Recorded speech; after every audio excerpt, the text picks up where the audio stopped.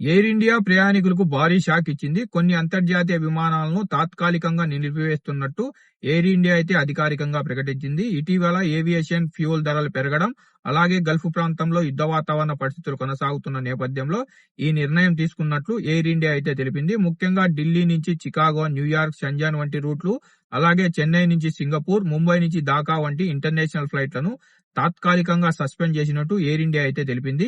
ఇంకా Europe, Canada, Australia రూట్లపై ఫ్లైట్ల ఫ్రీక్వెన్సీని తగ్గించినట్టు air India అయితే తెలిపింది.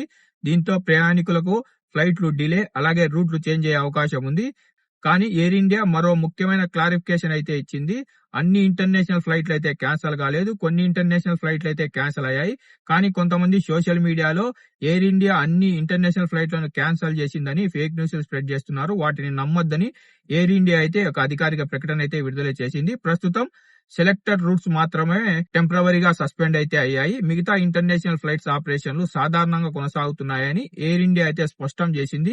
ఏ రూట్లలో అయితే విమాన సర్వీసులు సస్పెండ్ అయ్యాయో ఆ రూట్లలో ప్రయాణించే ప్రయాణికులకు air India free rescheduling, alternative flights, అలాగే ఫుల్ రీఫండ్ ఆప్షన్ అయితే కల్పిస్తుంది. మీరు గనక ఎయిర్ ఇండియాలో ట్రావెల్ చేస్తూ ఆల్రెడీ టికెట్లు బుక్ చేసుకుంటే మీ ఎయిర్ ఇండియా ఫ్లైట్ టికెట్ బుకింగ్లను ఎప్పటికప్పుడు ఆన్లైన్ లో చెక్ చేసుకోండి.